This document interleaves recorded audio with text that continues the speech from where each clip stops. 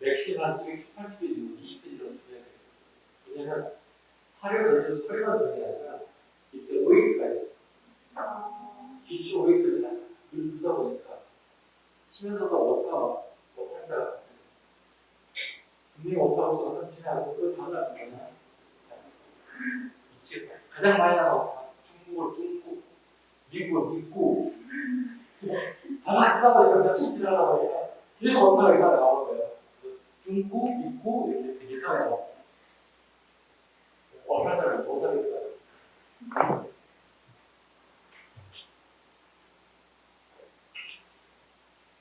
원동 되게 오타가 많이 나요. 원자를 지금 오타가 되게 많아요. 원, 미국, 중국, 받침이 들어갈 때 되게 오타가 많이 나요. 56페이지.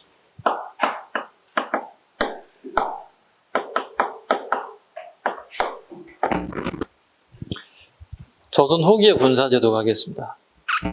보겠습니다. 첫 번째 보시죠. 조선 전기 군사 체제인 오이는 임진왜란을 계기로 붕괴되었다. 그렇죠? 임진왜란 때 붕괴되더니 오이가 실패했다는 얘기야. 엄밀히 따지면 아까 앞전 1교시 때 했던 오이 체제가 실패했다는 뜻이죠. 오이가 실패한 이유가 뭘까요? 서울에 중앙군이 오이가 있었다고 그러잖아. 실패한 이유가 뭘까요? 충성심이 약해요. 그러니까 선조 임금이 개성으로 평양으로 우주까지 도망갔잖아요. 그 다음에 충주가 뚫려 충주에서 서울로 올라온다는 소식을 들어요. 선조가 분명히 얘들, 야, 니네는 서울 지켜. 예, 알겠습니다. 전하. 근데 얘들이 올라오는 소식 들으니까 무섭거든, 지네들도. 그러니까 도망가 버린 거야. 야, 우리 또 가자. 개성으로 튄 거야. 그럼 서울 시민을 지킬 수 있는 군이 아무도 없어져 버린 거야. 요즘에 서울 수도방위 사령부라는 게 있는데 그 애들이 도망가 버린 거야. 아우씨, 무서워. 도망가 버린 거야. 그러니까 애구들이라서 이제 난리를 쳐버린 거야. 서울에 올라가지고. 결국 뭐야? 충성심이 약했다. 충성심이 약했다는 거예요. 그래서 실패했다. 자, 예란 중에 군사제도 개편 작업이 추진되었다. 자, 5구년 가보겠습니다. 훈련 도감 자르셔야 된다. 임시관청입니다. 전쟁 중에 급하게 만든 거야. 선조 때. 봅니다. 선조 27년. 후기 군사제도의 근간이다. 척계강의 기호신서를 받아. 기호신서 지었습니다. 척계강의 기호신서를 받아. 중국 병법서입니다. 네, 기호신서의 위양을 받겠다. 기호신서의 핵심 내용 보겠습니다.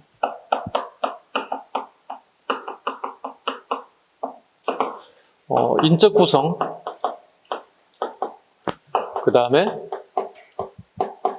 무기 체계들 갖다가 우리가 그 필요한 부분을 이렇게 치사 선택했다 볼까요? 중국의 군 인적 구성과 무기 체계를 가져왔다. 쉽게 해서 상대방이 A라는 무기를 가졌다면 우리 A라는 무기를 이길 수 있는 방법이 뭘까? 그거예요. 쉽게 해서. 그런 걸 연구하는 책이다. 대표적인 게 우리가 그 시기에 총이란 게 없던 시기 때문에 거의 대부분 무기란 게 칼, 활, 창 이런 거였거든. 물론 애구들이 조총이라는 걸 하나 가지고 오긴 했지만 백병전에서 필수적으로 부술 수 있는 게 창과 칼이거든.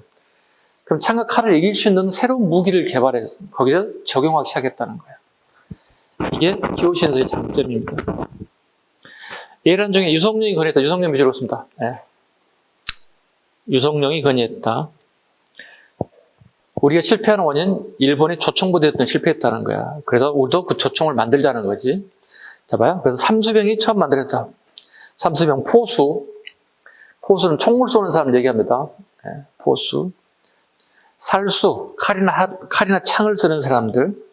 사수, 활을 사용하십니다. 즉 삼수병 제도가 우리나라에 처음 등장했던, 별표를 한 3개 쳐야 됩니다. 삼수병 제도는 너무 시험에 잘 나오는 부분입니다. 이게 일명 직업군인이죠. 처음으로 직업군인 제도가 등장합니다. 요즘 치면 공무원 공지가 나온 거야. 네. 전쟁 중에 삼수병을 모집한다는 공채 공고가 납니다. 네. 그래서 지원자가 많이 왔을까요? 안 왔을까요? 적게 왔을까요? 아니, 봐봐. 우리 공무원 시험 인원 적게 와요? 많이 와요? 우리는 응시하면서 되게 적게 왔으면 쓰겠다 생각하지. 한 2대1 정도만 됐으면 생각했다 생각하지. 근데 10대1 막 20대1 막 나왔단 말이야. 엄청나게 많이 왔어요. 전쟁 중인데도. 무예가 뛰어나신 분들은 선발하겠다는 뜻이에요. 지금, 신분의 고하를 막론하고 선발하겠다 공지가 딱 나왔다고. 엄청나게 많이 지원자가 왔습니다. 그렇게 무예가 뛰어난 사람들이 많은 줄 몰랐어요. 무예가 뛰어난 사람을 공채로 모집했어요. 많이 왔어요. 왜일까요? 우리는 농업국가 시기이기 때문에 농사 짓는 땅이 없으면 거의 대부분 굶어 죽어야 돼. 새로운 직업을 얻어서 내가 월급을 받을 수 있는 것은 엄청나게 새로운 제도인 거예요. 지원자가 엄청 많이 온 거야. 그래서 삼수병 제도가 처음 만들어졌어. 근데 월급 줄 돈이 있어? 전쟁 중에? 왕은 도망가고 국가 체제가 시스템이 완전히 무너지고, 그래서 국가는 지켜야 되겠고, 그래서 얘들 가장 큰 문제가 월급 주는 거였어요. 요즘 우리말로 하면 월급이죠. 녹봉을 어떻게 줄 것인가 하죠. 그래서 이걸 처음에는 당송미를 지급하죠. 쌀을 지급합니다. 네. 당송미라고 하면 우리가 전쟁 중에 없잖아요. 우리가 명나라 애들이 우리 조선을 돕기 위해서 파병이 되죠. 그 군량미 일부를 갖다가 이렇게 당송미라 이렇게 차용해 쓰는 거예요. 일단 돈이 없으니까, 줄 돈이 없으니까. 그죠? 네. 자, 그러면 임진왜란이 끝나고 난 다음에 다시 삼수병들에게, 야, 우리 전쟁도 끝났고 너희들이 월급 줄 돈도 국가에 돈이 없으니까 이걸로 끝내자. 니네 다 집으로 가. 이렇게 하면 그 직업군인들이 뭐라고 할까요? 되게 배신감 느낄 거 아니에요. 그렇잖아요. 그리고 또 반대로 정부 입장에서는 전쟁을 겪어봤더니 삼수병이 되게 쓰임새가 괜찮았던 거예요. 그럼 되게 계속 써야 할 필요가 있을 거 아니야. 근데 써야 된다는 얘기는 결국 뭐야? 계속 국가예산적인 일부를 갖다가 월급으로 지급해준다는 얘기가 되는 거지. 그럼 국가한테는 약간 좀 부담이 될 수 있겠지. 근데 국가가 부담하려고 하지 않고 우리 조선이라는 나라는 우리 백성들의 그 경제적 부담을 전가했다는 거예요. 그게 일명 뭐냐면 삼성들이 월급줄 갖다가 주는데 백성들에게 삼수미를 갖다가 징수했다는 거예요. 그 삼수미세라는 게 있어요. 토지 한 개당 2.2두를 징수하게 됐어요. 여기 끓여져 있지, 봐봐요. 금 그어졌지. 그 밑에서부터 여기까지를 원통형으로 바꿔봐. 사각형인데 원통으로 바뀌어서 왜 이러냐 이거. 좀 고쳐달라고 그래요. 선생님이 짜증내더라고. 또 얘기를 하고 원장이 이거 힘들어. 나 아무 짓도 안 했는데. 봐봐, 이거 원통형으로 해봐. 시중에서는 이걸 한 말이라 불러. 학술적 용어로 두라고 부른다고. 보면 한 말, 두 말, 이두. 우리 조선 500년 역사 중에 소수점이 나오는 세금 딱 여기야. 2.2두. 삼수미세야. 그러니까 삼수병들에게 줄 쌀이 필요하다는 거야. 이해 가셨죠? 삼수미를 걷게 되었다. 용병제, 수도방어, 직업적 상비군, 삼수미세, 토지 한 개당 2.2도 줄었습니다. 농민들에게 부담을 전가했다 보시면 되겠습니다. 어영청 갑니다. 어영청, 총유청, 수호청 세 개로 묶어. 다 인조의 밑줄고.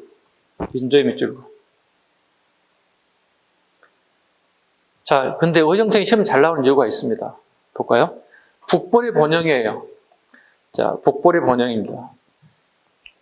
자, 여기 북벌의 번영 앞에서 효종 적습니다. 아버지 인조가 만들었지만 어영청은 효종, 아들이 효정이 북벌의 번영을 썼습니다. 즉 청나라에게 복수하겠다는 의미입니다. 우리 청의 공격을 받았죠. 청에게 복수하겠다 만든 게 어영청입니다.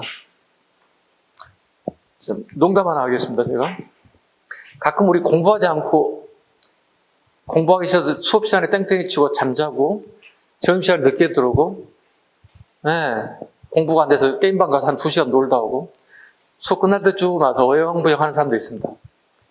그죠? 이 어영청이 원래 군사가 처음에 출발점이 7,000명으로 출발했습니다. 오케이? 그런데 효종임금이 어영청을 아버지 돌아가서 이제 아들이 왕위를 물려받고 효종임금이 물려받을 때는 고박이 3을 하게 됩니다. 2만 1,000여 명 정도까지 숫자를 늘리게 됐어요. 왜냐면 효종임금은 북벌을 하겠대요. 누구에 대해서? 청에 대해서 원수를 갖겠다고 복수를 설치했어요. 이해 가셨나요? 복수를 말 그대로 복수를 설치했다는 거예요. 그러니까 상대에 우리 공격을 하겠다는 거죠. 그래서 군사 숫자를 늘렸다고. 그런데 효정이 열심히 했지만 북벌을 실제로 하지를 못합니다.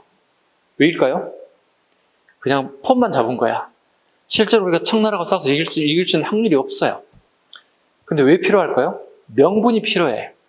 군사를 많이 늘리고 복수하던 명분을 세워야만이 국민들로부터 지지를 받는 거예요. 근데 내가 억울함을 당했다면 누군가가 그걸 풀어줘야 되거든.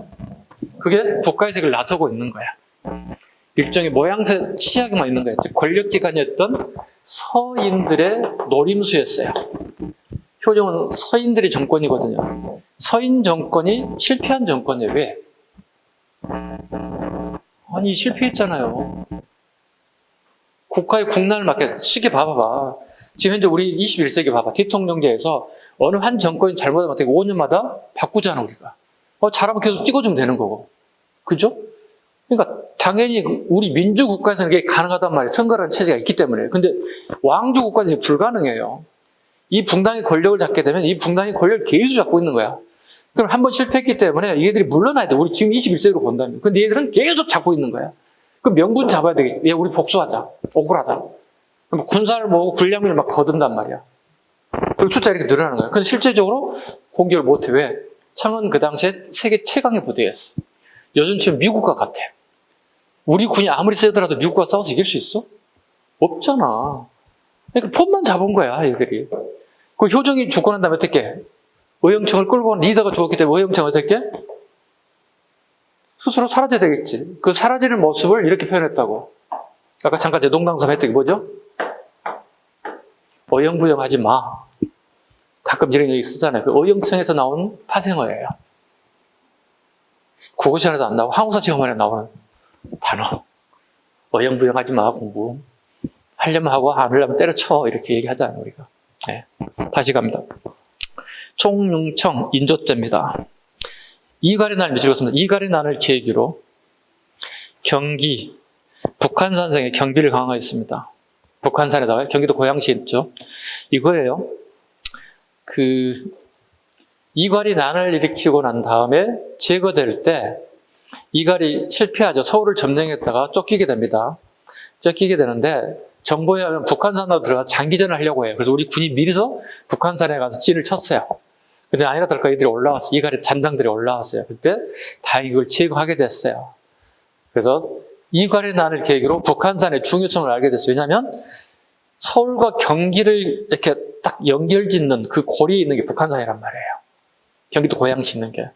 되게 중요한 어떤 지정학적 이치를 가지고 있어요. 그래서 북한산에다가 처음으로 경비를 강하게 해서 만든 게 총융청이었다. 이렇게 보면 돼요. 이갈의 난을 계기로 총체적인 국가의 위험사태를 막기 위해서 만든 게 총융청이었다. 수호청 갑니다. 남한산성입니다. 경기도 광주입니다. 인조 4년 남한산성에 설치했습니다. 남한산성에 설치했습니다. 설치했지만 결국 우리가 또 남한산성에 엄청난 피해를 또 보게 됐죠. 금이영, 숙종리, 마지막에는 숙종이 죽었습니다. 공중수비입니다. 그래서 오군영 전조는 우리가 꼭 기억해 주셨으면 좋겠습니다. 군역제도 표평합니다.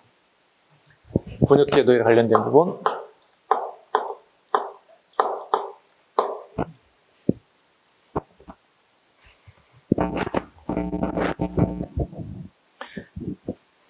보호법 갑니다. 모든 농민은 정병이 아니면 보응적이 됩니다. 아까 이미 설명드렸죠? 보호법. 그 다음에 보인제도. 보통 육군 아까 한 2명, 수병 같은 경우에 한 3명 정도. 대립제. 보호법, 그 다음에 요거부터 먼저 해야 되겠다. 군역의 요역화.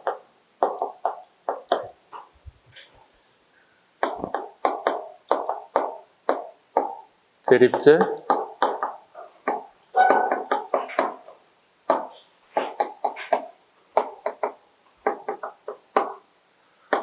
이걸 되게 어려워하는 것 같아요, 여러분들이. 네. 우리 군역의 제도가 어떻게 변천됐는지를 갖다가 되게 어려워하는 것 같습니다. 자, 보호법의 결과, 우리나라에 조선 군인의 숫자가 아까 얼마쯤 됐다? 인구가 한 350, 400만이라고 그랬죠. 그죠? 우리 총 인구가 한 350 잡아보자고요. 근데 조선의 군인들이 몇 명 됐다고요? 대략 150만. 오케이? 군인 플러스 여기에 종사하는 사람들, 보인까지 포함하면 한 3분의 1 정도가 군과 관련된 일을 한다는 얘기죠. 그럼 경제활동이 이축될 수밖에 없죠. 군 숫자가 증가되면. 군인이 경제활동을 하진 않잖아요. 나라를 지키고 군사훈련에 대해서 중점을 두고 있는 애들이니까. 이 결과 군인 숫자가 엄청나게 증가가 됐다는 거예요. 자, 우리 봐봐. 오늘 지금 아침 천만 다행으로 깨끗해지죠. 우리 태풍을 우리가 만났죠. 우리 태풍 경험했잖아요, 어제, 그죠? 다행히 우리가 이쪽 지방에 살고 있기 때문에 큰 피해를 받지 않았겠지만, 현재 지금 남부지방 그 태풍 지나가는 지역은 초토화됐겠죠, 지금. 아마 오후쯤 뉴스에 나오게 피해 소식이 나오면 깜짝 놀랄 일들이 막 터져 나오겠죠. 지금 우리가 할 수 없습니다만. 자, 봐봐요. 태풍 피해가 하게 되면, 우리 군인 아저씨들이 피해 지역에 가서 대민 봉사를 하게 돼요. 선생님 이게 자주 얘기하는데, 선생님도 군대 시절에 이렇게 태풍이 한 번씩 지나가면, 선생님이 경기도 고양시에 근무했어요. 거기 지금 뭐 일산 신도시처럼 그렇게 발달된 시절이 아니었어요. 그때 그냥 논밭, 시골이었어요. 완전 시골이었어요. 가끔 농담 삼아 그때 땅 사놨으면 우리 속된 말로 떼부자가 됐을 텐데. 네. 그때만 하더라도 그거 생각 못 했어요. 그냥 빨리 끝나고 빨리 도망쳐 나야지 뭐 이런 생각만 했던 것 같아요. 좀 눈을 좀 크게 뜨고 봤으면 이게 돈이 되겠다 싶어 좀 샀을걸 생각도 못 했습니다. 네. 보세요. 태풍이 지나고 나면 지금 수확하기 전에 벼가 싹 다 쓰러져요. 그러면 군인들 전부 다 체육복에다가 간단한 복식을 모자 쓰고 밖에 나가서 트럭 타고 대민봉사 나가게 됩니다. 볕단 다 집어올려서 묶어주고 그 다음에 집에 가구들이 전부 다 이렇게 물 들어가지고 쓸 수가 없어요. 다 끄집어내서 필요한 거 닦아서 다시 넣어주고 말려주고 그릇 세척 다 해주고 이런 거 했던 기억이 나요. 일종의 대민봉사라 불러요. 이거 되게 힘들어요. 되게 힘들어요. 이걸 우리 뭐라 부르죠? 군역의 요역화라 불러요. 요역이란 말은 노동이란 뜻이에요. 내가 군인으로 왔어요. 응? 군인으로 현역병으로 왔는데 나라를 지키기 왔는데 갑자기 간편한 복장으로 일반 대민 봉사를 하게 됐다는 뜻이에요. 이게 군역의 요역화가 증가되기 시작했어요. 그럼 이게 남을 돕는 일은 즐거운 일이긴 한데 엎드리 보면 근무 시간 이외에 초과 근무를 하고 있는 거야. 특히 이게 주말에 걸려보세요. 미치는 겁니다. 장병도 추가, 애출해박, 자유시간 완전 박탈되는 거예요. 예, 군인들도 주말 하루 보고 열심히 일하거든요. 똑같아요. 군대 다니시면 아시겠지만 월화수목금 열심히 하고 토요일 일을 좀 쉬고 애박도 나가고 애출도 하고 이때 이제 애인들 막 면회도 가족들 면회 오거든요. 그때 이제 밖에 나가 차도 한잔하고 식사도 하고 이런 시간이거든요. 일종의 뭐라고 그러죠? 좀 릴렉스 해줄 수 있는 유일한 기간이거든요. 긴장했던 상태가, 그죠? 이게 다 사라지기 시작하는 거야. 이게 군역의 요역화로 인해서. 자, 봐봐요. 이 숫자들이 다 추가됐다는 뜻이에요. 이 사람들이, 이 인원들이. 불편해졌습니다. 즐거운 게 아닙니다. 왜일까요? 봐보세요. 이 농민을 상대로 얘기했지만 강공서에서 요구사항이 올 수 있다는 얘기예요. 우리 인천 광역시청이 물바다가 돼서 전부 다 업무를 볼 수 없다는 거야. 그 인근 부대 군인들 전부 동원해서 그 집은 낼 것, 청소할 것, 버릴 것 다 정리했다는 거야. 며칠 동안 엄청난 노력을 해서 복구시켜놨다는 거야. 이게 군역의 요역화예요. 군역의 요역 숫자가 증가하면 어떻게 해요? 군의 병력은 다운될 수밖에 없다는 거예요. 그만큼. 그리고 난 다음에 대리점. 자, 그럼 모든 군인들이 가야 되는데 군인들이 이제 입대를 갖다가 거부하기 시작한다는 거야. 자, 친구들이 군대 갔다 온 다음에 먼저 얘기하겠지. 야, 군대 빡세다. 왜 빡세다? 훈련보다 대민봉사 힘들다 그런다. 왜? 태풍 지나거나 뭐 하게 되면 원통 나와서 대민봉사 하는 거야. 이런 식으로. 이걸 요역하라고 해요. 군역의 업무를 찾아서 군대를 갔는데 요역화에 인해서 노동이 차출되다는 게 되게 많아지다는 거예요. 군역의 요역화로 인해서 군인들이 입대를 거부해. 근데 안 갈 수 없는 건 얘나 지금이라. 의무제니까. 그래서 아버지들이 보통 돈으로 사람을 사가지고 대신 군대를 입대시켜주는 거야. 이걸 대립이라 불러. 한자로 얘기 적어. 대신 사람을 세웠다는 뜻이에요. 이걸 대립제라 불러요. 그래서 이 결과 우리나라에 이상한 군대가 만들어져 있어요. 이걸 뭐라 불러? 대립군이라 불러요. 이 조선시대 농업이 주요 산업이기 때문에 땅이 없는 사람들이 있어요. 농사지을 땅이 없는 신체 건강한 사람들이 있어요. 대신에 결혼했는데 처자식을 먹여 살 수 있는 벌이가 없는 거예요. 그럼 이들 어떻게 해? 벌이를 할 수 있는 게 요즘 말로 좀 알바를 할 수 있는 게 군대를 대신 가주는 거야. 그러니까 병역법을 위반해서라도 가족의 생계를 유지할 목적으로 돈을 갖다가 받고 대신 군대에 가주는 거야. 이들은 30, 20, 30, 40, 50, 60대 미만까지 갈 수 있어요. 그러니까 평생 이 사람들은 대립군으로 살아요. 근데 웃기는 건 니네들이 점차 전방에 군무하기 시작해. 최전방에. 우리 생각해봐. 남과 북이 경계를 가지고 38선 부분에 현역 장병들이 센 애들이 가야 됩니까? 나이 40, 50 먹은 사람이 가야 됩니까? 20대 젊은이 전부 다 철책들 다 가 있어요. 희생하고 있어요. 청춘 희생하고 있다고. 왜? 상대가 내려서 우리가 같은 정도의 전력, 체력을 유지해야만이 상대할 수 있으니까. 근데 40, 50, 60 다 되신 분이 거기 서 있으면 어떻게 될까? 20대들이 내려도 이길 수 있어? 지금 총 쏘는 거 아니잖아. 칼 할 창이잖아. 완전 체력전이잖아. 봐요. 그럼 조선 초기 이후부터 이렇게 조선의 전력이 강하대, 약하대? 부패하잖아. 부패하면서 굴전적이 약화되기 시작하잖아. 이게 임진한테까지 간단 말이야, 이게. 아니, 군대 가기 전에 돈 주고 사가지고 군대 대신 보내잖아. 40, 50 대신 사서 보내잖아, 이 사람들. 이걸 대립제라고, 가서 대신 역할을 이거 대립군이라고 한다고. 이 사람 평생 이것만 하고 사는 거야. 이게 직업이야, 짭이야, 이게. 부패하기 시작합니다. 반군 수포제, 군적 수포제. 자, 이건 개인의 비리잖아, 어떻게 보면. 그죠? 개인의 비리야. 국가가 이 상을 알까 모를까? 당연히 알겠지. 거기도 보는 눈이 있고 귀가 있는데, 듣는 게 있는데. 이제부터 어떻게 해요? 국가가 비리가 시작돼요. 이건 개인 비리라고 그랬잖아요. 저기 군대 가기 싫으신 분들은요, 예를 들어서 이렇습니다. 예를 들어 2천만 원 가져오세요. 이렇게 한다는 얘기야. 2천만 원 가져오세요.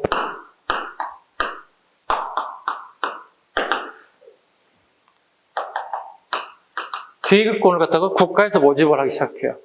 저 군대 대신 가줄 사람 모집합니다, 이제. 여기는 개인적으로, 아저씨 대신 가지면 안 되겠다, 이렇게 생각했다는 거야. 옆집 아저씨들한테. 이제 국가에서. 그 다음에 한표를 누가 먹을 거예요? 국가나 관리들이 뺑땅에 먹는 거예요. 노골적으로. 부패가 시작되는 거예요. 이것도 마찬가지예요. 똑같아요, 내용이. 대신 이건 알아야 할 게 뭐냐면, 이건 중종 때예요. 이건 성종 말기에서 연산군 시기예요. 시험에 기출이죠. 이것도 국가의 비리라 생각했죠. 그러니까 봐봐요. 군적 수포제가 시행됐던 시기에 사실을 오른 거 봐요. 그럼 중종 시기에 사실이 뭐냐고 물어본 거였어요. 이거 되게 쉽죠? 중종을 할 게 몇 가지 안 되니까. 기본적인 책 하나, 이게 선택지 답이죠. 이릉행실도. 기존의 기출 답이죠. 그러다면 이제 업데이트 한다면 앞으로 나온다면 이거죠.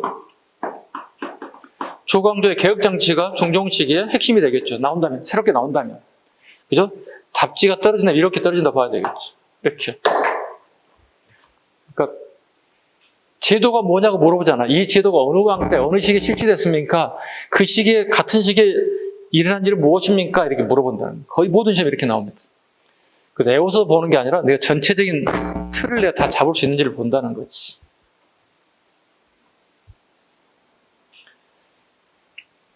그 다음에 균역법 보겠습니다. 이건 이미 벌써 모의고사 출제가 됐습니다. 여러분 진도 좀 다르긴 다른 학원에 모의고사 이미 나와 있습니다. 자, 균역법 갑니다. 그래서 이거 보세요. 국방비입니다. 국방비에 대한 부분들. 뭐 메모할 게 있나? 이렇게 메모를 열심히들 하시지. 균역법 갑니다. 자, 볼까요? 이용조입니다. 이용조의 별표 5개 합니다. 균역 자체가 별표 5개입니다.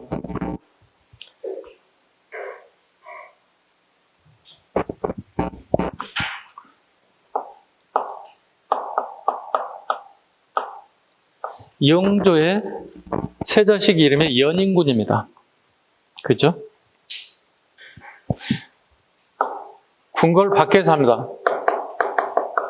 궁궐 밖에서 생활하면서 자기 이복형이 경종이죠. 그러니까 경종이 궁궐에서 왕 노릇하고 이제 본인이 궁궐에 살게 되면 되게 왕위를 노리는 것처럼 비춰지기 때문에 궁궐 밖에 나가야 돼요. 형이 왕이 되면은. 그러면 형이 약간 또 몸이 안 좋아서 병약해졌어요. 그러면 그 정치 세력들이 당연히 그 다음 순서가 연인군이기 때문에 연인군을 왕으로 추대하려고 할 수 있는 움직임이 보인단 말이지. 그래서 연인군은 나는 왕에 대한 생각이 없다는 걸 표시해주겠지. 왜? 내가 왕이 되고 난 다음에 내가 왕입니다 할 수도 있지. 왕이 되기도 전에 내가 왕을 하고 싶어 이렇게 할 수는 없어요. 왜? 내 생명이 날아갈 수가 있으니까. 정치하는 게 그렇게 무서우니까. 그러면서 연인군은 똑똑한 인물이긴 한데 약간 흥선대원 것처럼 약간 바보 노릇을 좀 해야 돼. 일종의 요즘 말처럼 연기를 좀 해야 한다고. 아, 나는 정치 모르겠어요. 이것도 모르겠어요. 그냥 모르는 척 해야 된다는 얘기예요. 그러면서 근데 매일 술 먹으러 다닌다든가, 뭐 여자를 만나러 다닌다든가, 뭐 도박장에서 도박을 한다든가. 그러니까 남에게 비춰질 때, 야, 쟤는 왕 될 상이 아닌데 이런 식의 인식이 퍼져야 된다는 얘기예요. 그래 내가 정치적인 어떤 목적을 가진 인사가 아니라는 걸 보여줘야 한다는 거지. 그러면서 백성들을 가서 만나보는 거야. 지나가면서 뭐 하세요? 이렇게 열심히 하고 계시면 뭐 하세요? 물어본들. 아, 배 짜고 있는데요. 뭐예요? 뭐 하는데요? 이거 국방비로 1년에 2피씩 내야 되는데요. 그러니까 우리 보통 미포 전은 그 당시 통용된 화폐예요. 쌀, 포는 옷감이에요. 동전, 이 세 가지가 통용된 화폐예요. 그러니까 포를 2피를 짜가지고 국가에 바쳐야 된다. 국방비로. 근데 이걸 얼마쯤 짜야 됩니까? 2피를 짜야 얼마쯤 걸립니까? 6개월을 걸린다는 거예요. 빠르면 5개월은 참 빠른 사람이. 그럼 농사를 어떻게 됩니까? 그러게요. 나라가 미쳤어요. 이렇게 이제 불평불만들이 쏟아지면서 연인군 이 소식을 듣게 된다니.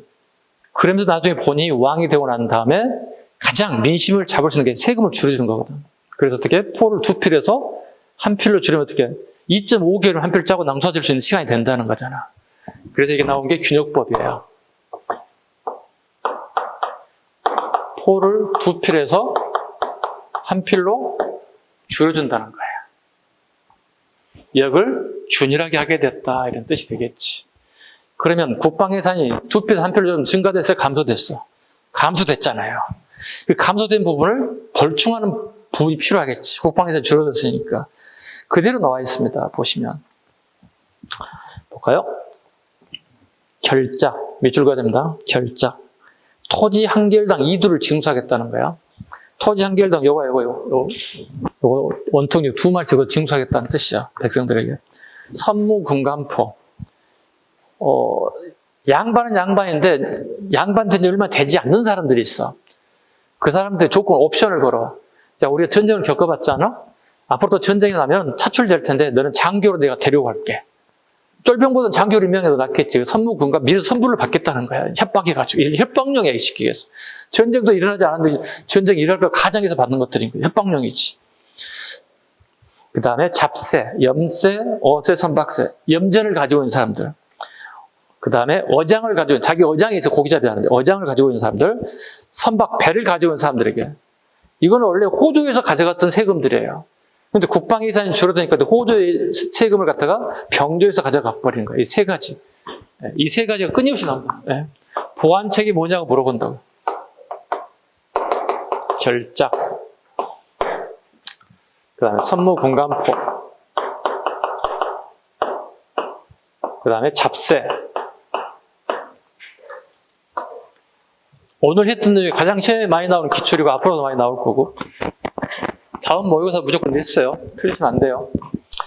이렇게 출제했다고까지 얘기를 했음에도 불구하고 틀린 사람은 사람도 아니다, 진짜. 그지? 문제하고 답을 다 가르쳐줬어. 연습하라고 가르쳐준 거야. 맞히라고 한 게 아니라 연습하라고. 네. 틀려도 어쩔 수 없어요. 네. 네. 그 다음에 호포제 가겠습니다. 마지막에 이쪽으로 보죠. 호포제.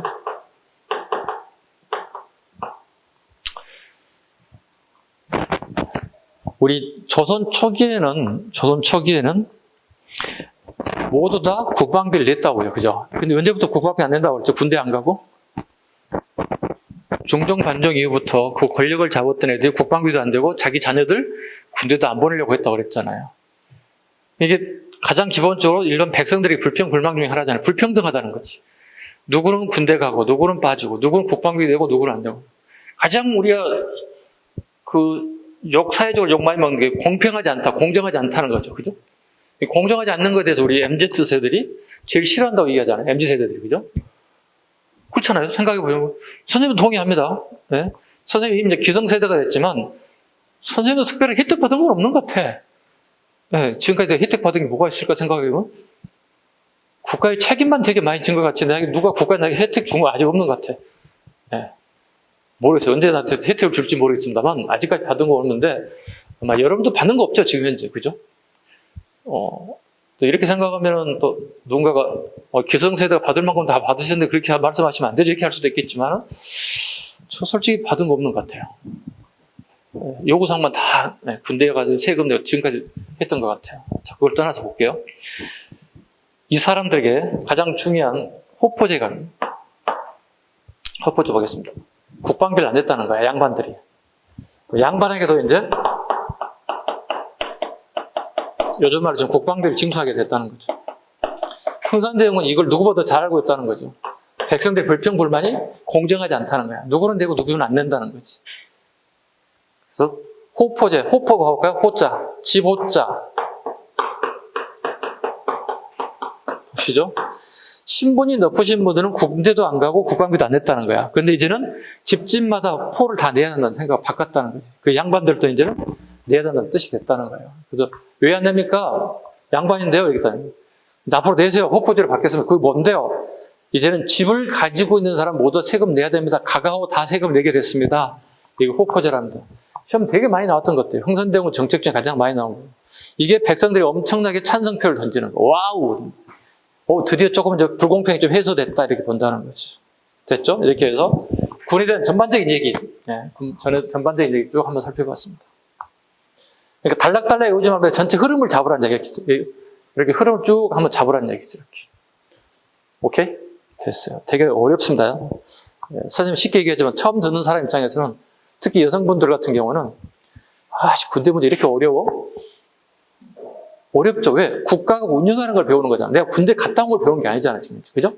남성분들도 어렵죠. 내가 군대 갔다도 군대에서 했던 얘기는 누구보다 더 잘할 수 있는데 국가가 어떤 시스템을 가지고 운영하는 걸 공부해야 되니까 어려운 거지. 이게 똑같아요. 남녀 구분이 다 어렵습니다. 이거. 자, 오른쪽에 방위체제 변화를 가겠습니다. 이것도 쉽지가 않아요. 네. 방위체제 변화 57쪽.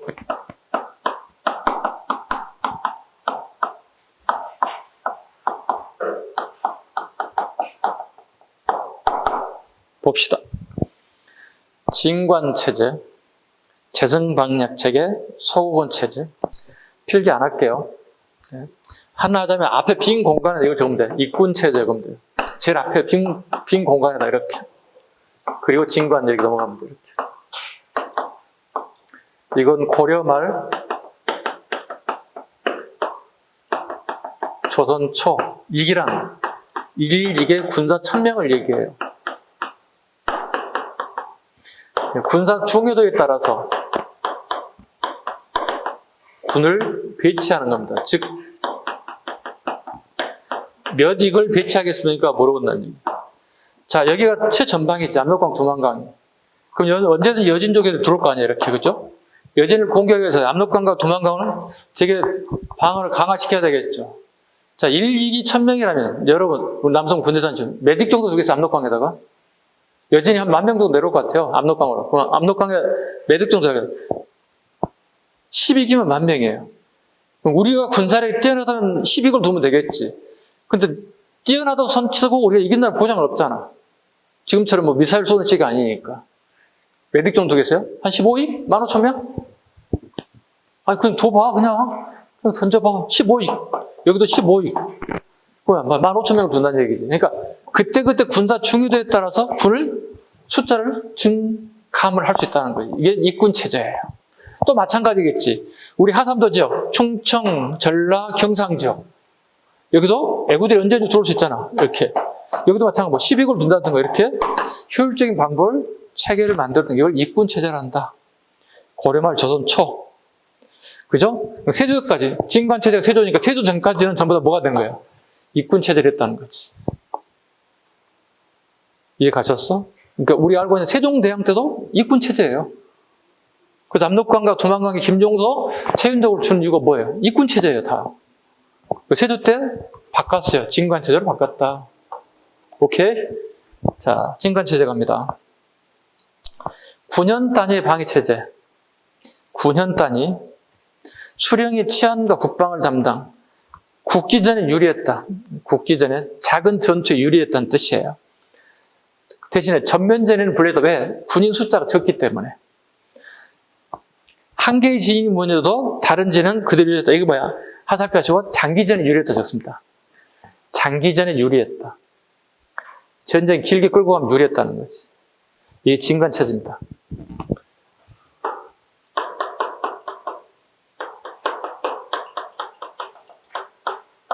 유리했다. 그러면 단점도 있을 거야, 이게. 네. 단점은 군인 모두가 전사할 수 있다. 진관체제, 그 다음에 재성방략체계 갑니다. 재성방략체계, 명종대기입니다. 명종대. 을미의변에 별별 5개 합니다. 명종 때 을미의변이 일어나죠. 전라도 서해안을 애국어 침입해 왔습니다. 엄밀히 따지면 전라남도 요즘의 해남군 북평면입니다. 해남군 북평면에 애국어 침범해 왔습니다. 그런데 북평면 앞바다에 우리 군인이 아무도 없었습니다. 일본 애들이 애구들이 와가지고 그냥 배에서 하선하게 된 거야. 병장기를 들고 하선을 하게 됐다고. 왜 왔겠어요, 애구들이? 털러 왔어요. 야, 니네 참 나라 이쁘다, 잘한다, 이렇게 하고 이루어지러 온 게 아니야. 지네 먹고 살기 힘드니까 털러 왔다고. 우리 재산을 탈취하러 왔다고. 그거 방해하는 우리 국민들 보면 어떻게 칼로 다 배 죽였다고. 창으로 찔렀다고. 그래서 이 주변에 4개, 많게는 5개 정도 군 단위를 얘들 점령해 버렸어. 쉽게 해서 애구들이 우리 전라도 지역, 쉽게 해서 우리 곡창지대를 갖다가 얘들이 다 점령했다고. 그럼 다 털어가는 거야, 이게. 아니, 우리 독도 하나 가지고 난리야, 지금 현재. 그렇지 않아? 독도 일본 교과서에 지네 땅이라 했다고 하면 난리잖아요. 그죠? 독도 섬 하나. 그 하나 가지고 난리인데, 전라도 5개 군 단위 지역을 갖다가 빼앗겠다는 얘기는 어떻게? 큰일이지. 왜? 우리의 곡창지대를 농경 국가 시기에 빼앗기는 난리가 아니지. 그래서 어떻게? 전라도 관군이 파견돼. 그럼 전라도 관군이 이겼을까요? 깨져버렸어요. 애구들이 보통 애들이 아닌 거예요. 결국은 중앙에 경군들이 내려가요, 서울에서. 그 애들이 진압돼요. 그 사이에 뭐야? 엄청난 희생이 있었다는 거죠. 그죠? 곡식 빼앗겼지, 사람 인명피해 있지, 방아, 집들 다 태웠지. 그 지역, 해남, 영암, 안도, 진도, 영암, 장흥, 강진 이 지역 전체를 쑥대밭을 만들었어요. 쑥대밭을 만들었다. 이걸 계기로 재정방역 체계를 계기로 해남 지역이 요즘 해남 지역을 중심으로 해서 을묘해변 지역에 을묘해변을 계기로 재정방역 체계가 만들어졌다. 이거 명정이에요. 시험 되게 잘 나와요. 명정 때. 그 명정 때 되게 민심이 되게 흉흉해졌어요. 명정은 나이가 어려서 정치를 직접 하지 못하고 자기 어머니 문정왕과 수렴청장한테 섭정을 하게 된다고. 섭정을 하게 되면서 되게 민심이 안 좋아진 상태에서 전라도 지역에 농지가 예부의 손에 넘어가게 됐어요. 이걸 계기로 재정방역 체계로 넘어갔다. 재정방역 체계 갑니다. 단점이 있습니다. 중앙에서 장수가 파견돼요. 전쟁이 났는데. 그럼 봐봐. 서울에서 부산까지, 서울에서 해남까지 한 달 걸려요. 걸어서 다니는, 말 타고 가도 한 달 걸려요. 이미 전쟁 다 끝났어요. 두 번째 단점은 지리감이 약해요. 자, 여러분 인천광역시 할 때 여러분들이 선생님은 훨씬 더 잘 알겠지. 그치? 여기서 태어나고 성장했으니까. 선생님은 그냥 아는 길 몇 개밖에 없어요. 내가 다니는 것밖에 없어요. 지리감 별로 없어요. 그렇잖아요. 서울 선생님 더 잘 알겠죠, 여러분보다. 제가. 그죠? 지리감이 취약해요. 저거나 거기다 빠졌다, 거기. 지리감 취약. 네, 지리적 이점이 약하다는 거예요, 내가. 그 다음에 인지례란 촉이 강군 폐전 원인 중에 하나가 재정방역 체계예요. 자, 부산에 애구들이 20만이 들어왔습니다. 우리 10만이 3일 만에 깨졌습니다. 3일 만에 깨졌는데 서울에 장수가 파견인데 이미 끝나서 한 달려서 갔더니 이미 끝나가지고 없어요. 군 지휘권이 없어요. 군사가 없는데 다 죽어버렸는데 10만이 다 멸살당해버렸는데 되게 단점 중에 하나가 이거예요. 재정방역도 단체요. 전쟁이 나면 지휘관이 서울에서 왕이 명령이 내려간다는 거예요. 그 지리감도 없지. 시간도 너무 오래. 지금처럼 뭐 KTX 타고 한 2시간 만에 가는 것도 아니야, 부산에. 당연히 이거 전쟁이 필패지. 왜 이런 제도를 만들었냐고. 을묘변 때를 만들었다는 거예요. 그 다음에 장군 파견이 지연될 경우에 도망자가 증가됐어. 재정방역의 가장 큰 문제점. 큰 문제점이 재정방역 체계다. 결국은 임진왜란 실패 원인 중에 하나가 재정방역이야. 그럼 임진왜란에 우리가 실패한 대표 전쟁이지. 자, 인난 때 재정방장이 실패했지. 그리고 이 제도는 아까 했다시피 장기전의 대역에 취약해요. 군사를 왕창 모아놨더니 한 번에 확 다 죽여버린 거야. 그러면 이 실패한 부분을 바꾸기 위해서 뭐야? 다시 진관 체제로 복구를 해야 되는 거야. 왜? 진관 전체를 뭐야? 아까 방금 얘기했다시피 장기전에 유리한 정책을 밝히는 거야. 장기전에 유리하긴 하지만 아까 얘기했던 단점은 모두 다 죽는. 네. 일주일 10일을 우리 성을 지켜내지만 내가 한 명 마지막까지 다 죽어가는 진관체제에 복구됩니다. 인지례란에 실패함으로 인해서 다시 진관체제로 복구하게 됐다. 장점이 있지만 단점도 똑같아. 올 다이 모두 다 죽습니다.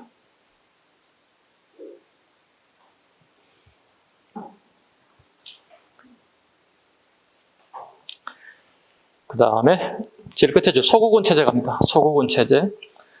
진관 체제 복구 중에 소고군 체제가 왔습니다.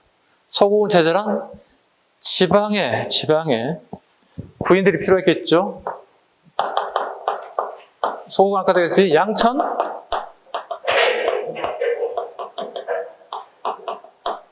양천 혼성부대라고 그러죠. 우리 양이만 가는 게 아니라 이제 노비도 간다는 거예요. 소고군 체제가 들어가더라. 이 정도 하면 될 것 같습니다. 58쪽 기타 군사 관련 제도 갑니다. 봉수제. 군사상 통신제도 서울의 목멱산. 서울의 남산의 원래 이름은 목멱산 또는 목면산이라고 합니다. 봉수를 중심으로 전국 600여 개가 설치돼서 병조에서 가난했다. 지방에서 불을 피웠을 경우에 서울에서 알 수 있게끔. 또 서울의 공격을 받아 서울에서 봉수를 피워서 지방에 알려서 지원구를 받을 수 있는 제도. 남산 가보신 분? 가서 돈가스 먹었잖아요, 여러분들. 특히 애인 있는 사람들 가가지고 열쇠에다 I love forever 적어놨잖아. 그 나일로 포에버를 지킨 사람이 몇 사람 안 된다는데 수천 개의 열쇠 꾸러미가 있는데 좋을 때는 아이러브 포에버였어. 근데 사랑이라는 게 영원하지는 않아요. 또 우리가 살다 보면은 선생님 경험치에 의하면 그래서 가서 열쇠 고리에다가 아이러브 포에버 적지 마. 거기 또 이름까지 다 적어놓은 하트까지 그려놓고 남자가 온통 그거야. 그리고 돈가스 먹고 나온 길이야. 그 선생님 그거 보러 간 게 아니라 그 옆에 봉수대가 복원돼 있어요. 올라가기 전에 좌측에 가보면 봉수대가 새롭게 복원돼 있어요. 없어졌던 것 같다가 2개 복원하는데 그거 보고 오세요. 나중에 역사적 관점으로 보세요. 애인을 데리고 같이 가서 즐거운 마음으로 가는 것도 좋은데 야 이게 봉수대야 보고 오시라고. 복원됐으니까. 그러니까 모든 지방에서 올라오는 봉수들을 다 볼 수 있는 게 남산이에요. 남산에서 봉수가 불 피워지고 왕의 보고도 지방에 내려가는 역할들을 하게 됐다. 근데 이게 임진왜란 실패했어요. 뭐냐면 봐봐요. 임진왜란 실패하는 원인이 여기 있어요. 우리가 재승방략 체계를 통해서 부산에다가 군사를 다 모아놨다고. 이게 10만이야. 을매변, 해남에 뚫리면서 을매변을 계기로 재승방략제로 바뀌었다고 그랬지. 그래서 여기 동해안 쪽, 특히 부산 쪽이 제일 취약점이에요. 왜냐하면 일본 본토보다 가장 가까운 게 스시마거든. 스시마 지역을 중심으로 애구들이 보통 여기 이렇게 온다고. 우리나라 남해안, 서해안, 동해안 쪽으로 끊임없이 온다고. 특히 부산 지역이 가장 큰 침범을 가졌던 곳이에요. 그래서 군사를 여기다 10만을 모아놨어. 10만을 모아서 일본 애들이 여기는 이제 애구가 아니라 애적이야. 정식 군인들이 왔다고. 스시마에서 노략질하고 빼앗아 먹는 이걸 일종의 요즘처럼 양아치 애들 갖다 애구라 부른다고. 애구에서 애적이 된 애들이 이제 본격적으로 부산에 오게 되는 거야. 얘들이 왔는데 얘들이 20만이 왔다고. 애군들 20만이 왔어. 10만 모아놨는데 어떻게 3일 만에 끝났다고. 부산하고 동래구에 있는 우리 군인이 몰살당했다고. 이게 재승방략제의 가장 큰 문제점이었다는 거예요. 3일 만에 끝나게 됐어요. 그래서 새롭게 만든 게 뭐예요? 양천 혼성부대. 군인은 필요한데 군인을 충당할 수 있는 양인들이 부족한 거야. 그래서 어떻게 집에 있는 노비들도 마저도 전부 다 끌어들여서 군인을 만들 필요가 없다.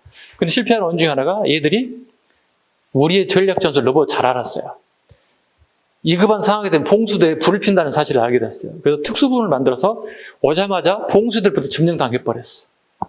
우리가 알릴 수 있는 게 없어. 그래서 한 달 이상 동안, 한 달은 아니지만 꽤 긴 기간 동안 부산에 전쟁이 일어나서 사실을 요즘 말하는 청와대도 아니구나, 요즘에 또 바뀌어가지고 우리 경복궁에서 왕이 그걸 몰랐다는 거예요.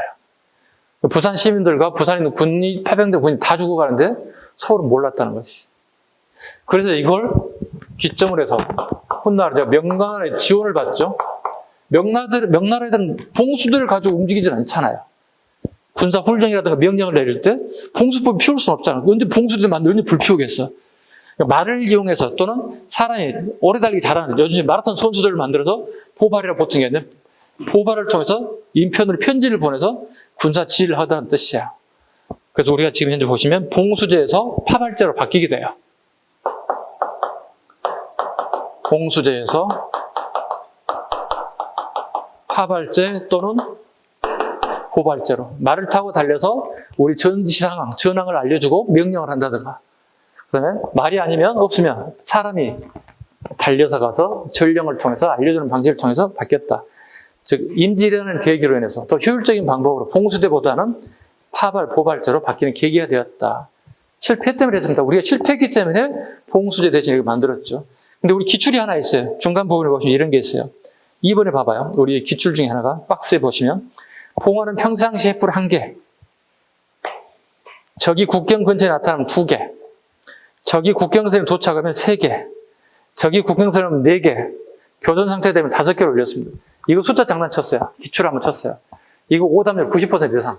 맞은 사람 찍어서. 왜? 누가 이거 공부합니까? 그죠? 봉수 불에 몇 개 올라는 거 이거 보고 누가 이거 공부하고 가냐고. 다 틀렸어요. 90% 다 틀렸어요.